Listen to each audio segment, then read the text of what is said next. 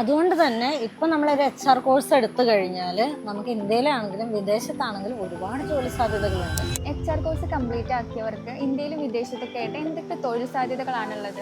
ഇന്ത്യയിലാണെങ്കിലും വിദേശത്താണെങ്കിലും ഇന്ന് ഒരുപാട് ജോബ് സാധ്യതകളാണ് HR-നുള്ളത്. എവിടെ വർക്ക് ഫോഴ്സ് ഉണ്ടോ അവിടെ HR വേണമെന്നുള്ളത് നിർബന്ധമായിട്ടുള്ള ഒരു കാര്യമാണ്. മുമ്പ് എന്താണെന്ന് വെച്ച് കഴിഞ്ഞാൽ ഒരു മാനേജർ ഉണ്ടായിരിക്കും, ആളായിരിക്കും അക്കൗണ്ട്സ് ആണെങ്കിലും അഡ്മിനിസ്ട്രേഷൻ ആണെങ്കിലും HR ആണെങ്കിലും എല്ലാം ഹാൻഡിൽ ചെയ്യുന്നത് ഒരു മാനേജർ ആയിരിക്കും. ബട്ട് ഇന്നത്തെ കാലത്ത് അങ്ങനെയല്ല. ഇന്ന് എങ്ങനെയാന്ന് വെച്ച് കഴിഞ്ഞാൽ ഇമ്പോർട്ടൻസ് ഓഫ് HR എന്താ എന്നുള്ളത് ഓരോ ഓർഗനൈസേഷനും മനസ്സിലാക്കി കഴിഞ്ഞു. അതുകൊണ്ട് തന്നെ അവിടെ എല്ലാം HR ജോലി സാധ്യതകൾ, എക്സാമ്പിൾ പറയുകയാണെങ്കിൽ ഇപ്പൊ health care industry, education industry, IT industry, garment industry, അതുപോലെ ബാങ്കിങ്, ഈ ഇൻഡസ്ട്രികളിലെല്ലാം HR. ഇനിയിപ്പോ വിദേശത്താണെങ്കിൽ ഒരുപാട് MNC കമ്പനീസുകളുണ്ട്. അവിടെ എല്ലാം HR-ന്റെ സാധ്യത എന്ന് പറയുന്നത് വളരെ വലുതാണ്. ഇപ്പൊ വെർട്ടിക്കലിനും ഒരു HR-നെയാണ് ഇപ്പൊ അപ്പോയിന്റ് ചെയ്യുന്നത്. Recruitment officer, then training and development officer, payroll executive, HR operations, HR function, ഇങ്ങനെ ഓരോ വെർട്ടിക്കലിനും ഓരോ HR-നെ ചെയ്ത് ഓരോ കമ്പനീസും ഇപ്പൊ അപ്പോയിന്റ്മെന്റ് ചെയ്യുന്നുണ്ട്. ഇത്രയും വാസ്റ്റ് ആയൊരു ഇതാണ് നമുക്കിപ്പോൾ ഇന്നത്തെ കാലത്തുള്ളത്.